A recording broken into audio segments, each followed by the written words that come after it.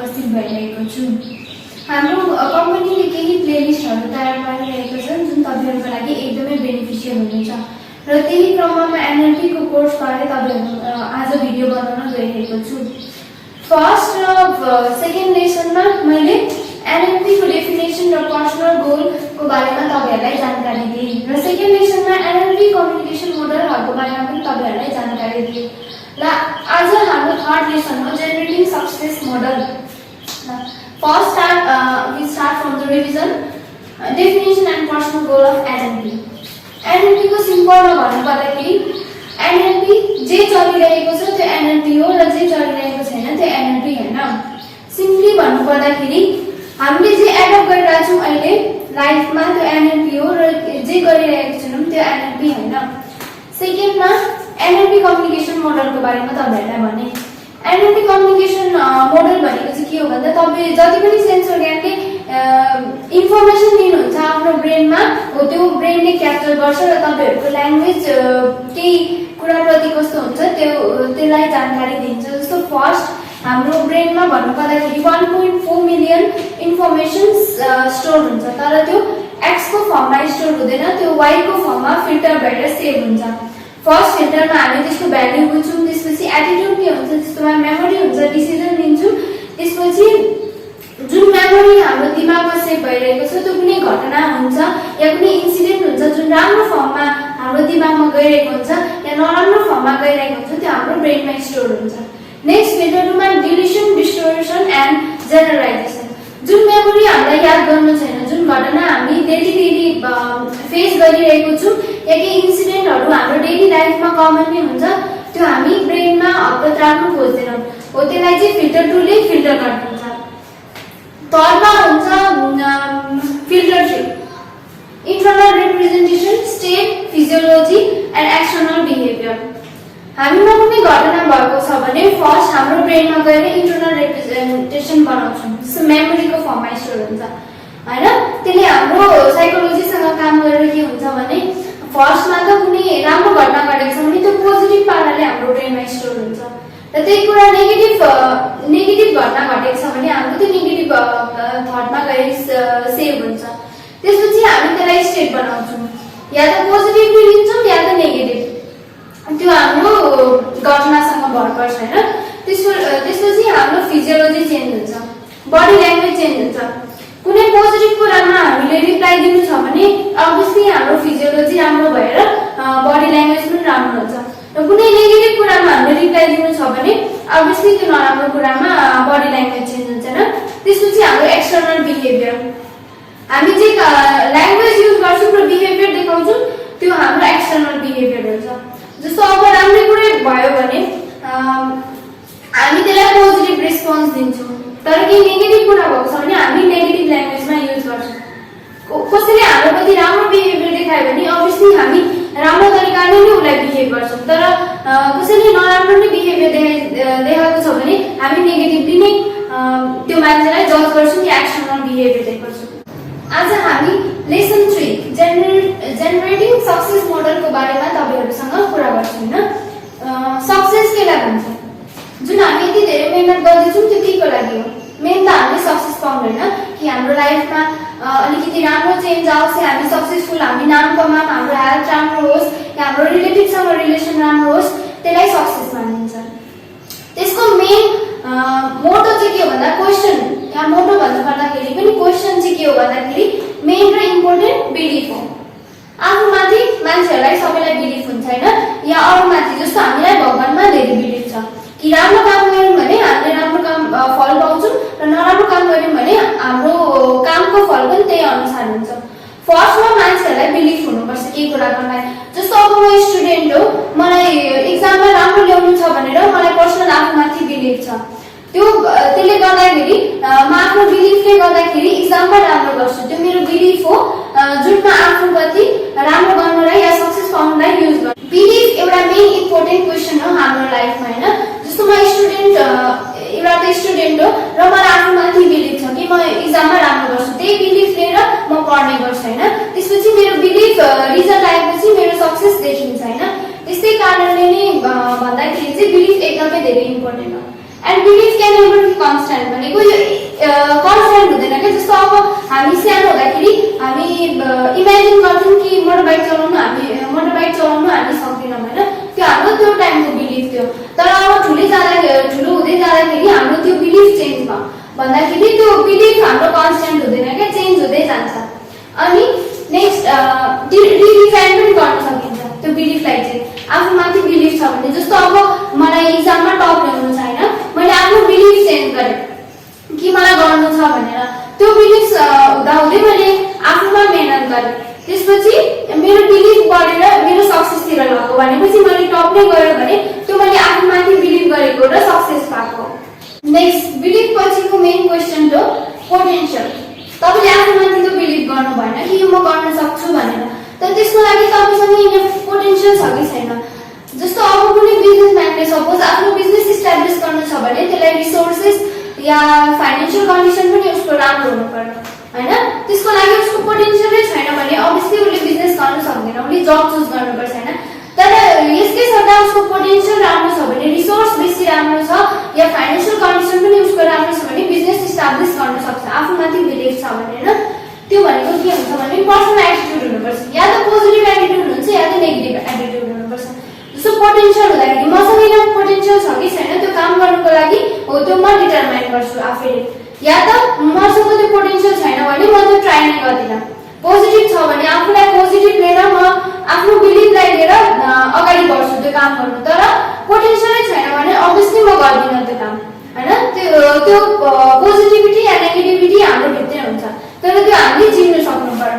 कसैलाई पोटेन्सियल छैन भने पनि आफूमाथि बिलिफ हुन्छ, त्यसले गर्दाखेरि पनि सक्सेस पाउन सकिन्छ बिलिफको थ्रुबाट। नेक्स्ट हुन्छ capacity of success and failure. त्यसले नै हाम्रो सक्सेस र फेलियर डिटरमाइन गर्छ। जस्तो अब मेरो पोटेन्सियल सपोज भनौँ न, मैले इक्जामको दिँदाखेरि मलाई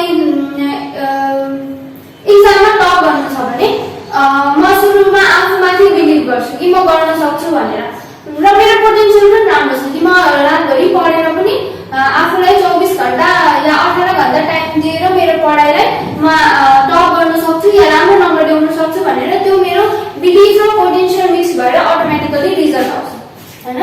ट्रु पोटेन्सियल, तपाईँलाई आफ्नो ट्रु पोटेन्सियल थाहा हुनु पर्यो। मलाई विकनेस भइरहेको छ र मलाई कहीँ घुम्नु जानु छ भने त्यो पोटेन्सियल मेरोमाथि छैन, त्यसले चाहिँ के हुन्छ भने एकदम घुम्नु गयो भने पनि मेरो पोटेन्सियल छैन, त्यसले गर्दा म फेलियर पाउँछु।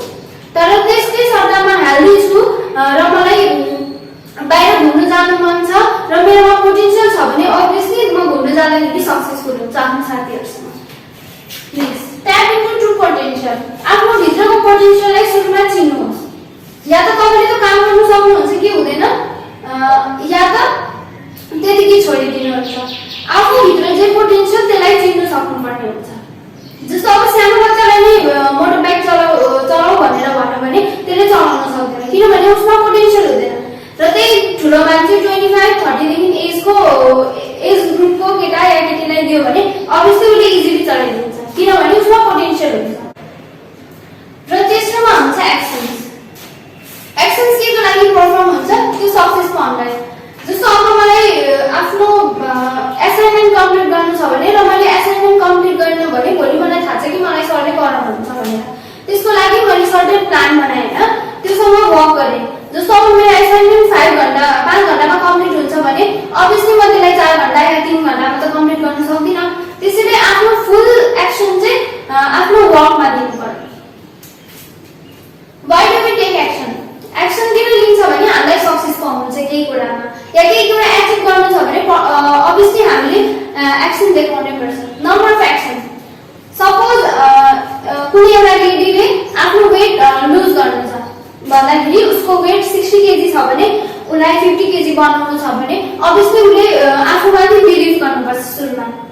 भन्दाखेरि सुरुको बिलिभ र पोटेन्सियल चाहिँ एक्सनसँग रिलेटेड हुन्छ।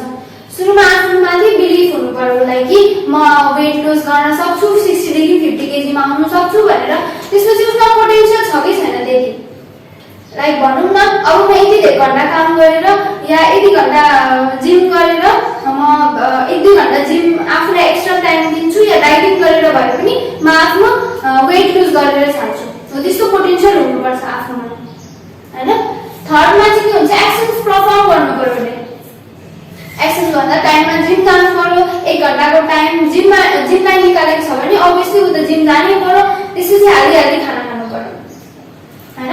त्यसले गर्दाखेरि उसको एक्सन राम्रो भयो भने चाहिँ अभियसली उसले आफ्नो टार्गेट पुरा गर्न सक्छ। तर त्यसले सदा बिलिभ गर्यो पोटेन्शियल एप्लाई छ भने अनि त्यसपछि एक्सन प्रुभ भएन भने चाहिँ अभियसली उसको वेट चाहिँ लस हुँदैन। त्यसैले गर्दा बिलिभ यस्तो गर्नुपर्छ कि आफूले पुरा गर्न सक्नु पर्यो या आफूले एक्सन्स गर्नु सक्नु पर्यो। ल एक्सन्समा फोकस हुनु पर्यो। जति पनि टाइम आफूलाई दिन्छ त्यसमा फुल फोकस गर्नु पर्यो। त्यो हैन कि अब मलाई कुनै एक्सन्स परफर्म गर्नु छ मलाई घुम्नु निक्लिनु छ मलाई साथीहरुले काममा राख्छ यस्तो यस्तो हैन। आफ्नो टार्गेट या कामलाई फुल फोकस गरेर गर्नु पर्यो। जेनरेटिङ सक्सेस मोडलको लास्ट क्वेशन हो रिजल्ट।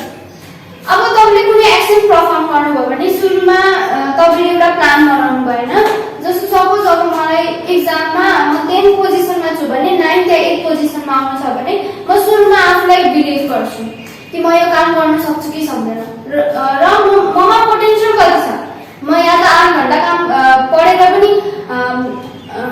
पोजिसन घटाउन सक्छु आफ्नो या 5 घण्टा कम्प्लिट गरेर पनि या फुल फोकस रातभरि पढेर भए पनि म आफ्नो पोजिसन टपदेखि बटममा ल्याउन सक्छु हैन। त्यसपछि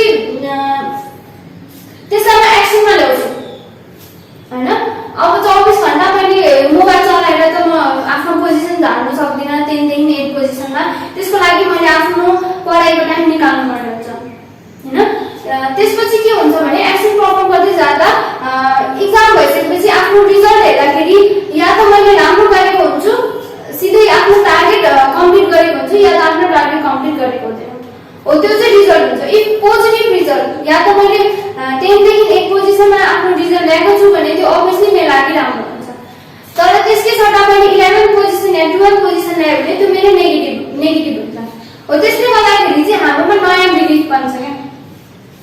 भन्नु पर्दाखेरि चाहिँ अभियसली पोजिटिभ रिजल्ट आयो भने हामी त्यसलाई पोजिटिभली लिन्छौँ कि नेक्स्ट म आफ्नो टार्गेट अझै 8 पोजिसनमा छ भने म 6 पोजिसन या 5 पोजिसनमा घटाउँछु या त बिलिभ मतलब नेगेटिभ रिजल्ट आयो भने 12 पोजिसनमा छ भने अभियसली म नेक्स्ट बिलिभ के बनाउँछु नेक्स्ट टाइम त म गरेरै छाड्छु हैन। त्यसकै आधारमा आफ्नो बिलिभ क्रिएट गर्छु। फेरि त्यसको लागि मेरो इनफ पोटेन्शियल छ कि छैन आफूमा हेर्छु।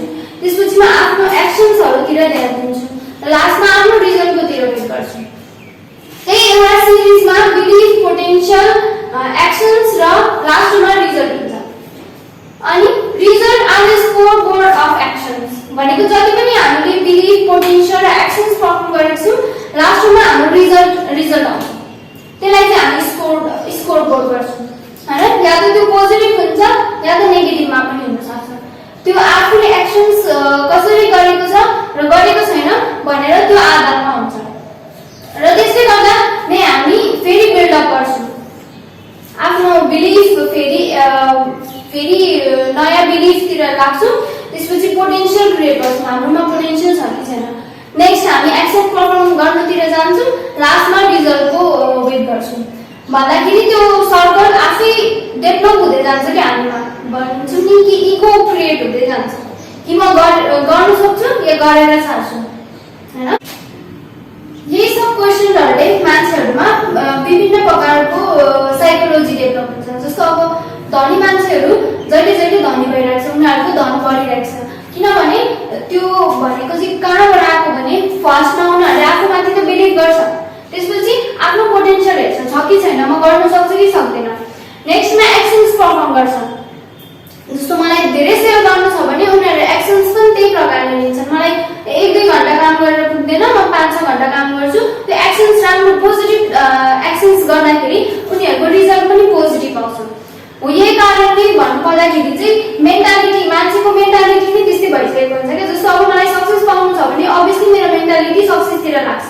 तर अब मलाई फेलियर नै चाहिएको छ भने म कहिले आफूमाथि बिलिभ छैन म कहिले राम्रै गर्न सक्दिन भन्ने सोच छ भने म कहिले राम्रै गर्न सक्दिन। त्यो मान्छेमा भर पर्छ। आफूमा बिलिभ जसरी मान्छेले गर्छ हो त्यसरी नै आउटकम रिजल्ट त्यसरी नै क्रिएट हुन्छ। अब फर्स्ट क्याटेगोरी र सेकेन्ड क्याटेगोरीको मान्छेहरु छन्। फर्स्ट क्याटेगोरीको मान्छेहरुमा चाहिँ पोटेन्शियल र रिजल्टतिर मात्र ध्यान दिन्छन्। उनीहरुको जहिले पनि एउटै ठेगो हुन्छ के, जस्तो अब मसँग पोटेन्शियल छैन, मलाई धनी त बन्नु छ अभियसली, बिलिभ त हुन्छ हैन, तर इनफ रिसोर्सेस छैन या म धेरै धनी छुइन, मसँग धेरै बिजनेस गर्ने स्कोप छैन, त्यसैले गर्दाखेरि उनीहरुको लास्टमा रिजल्ट पनि त्यही अनुसारको निक्लिन्छ। भन्दाखेरि उनीहरुको माइन्डसेट जस्तो हुन्छ, रिजल्टमा पनि त्यही नै देखिन्छ।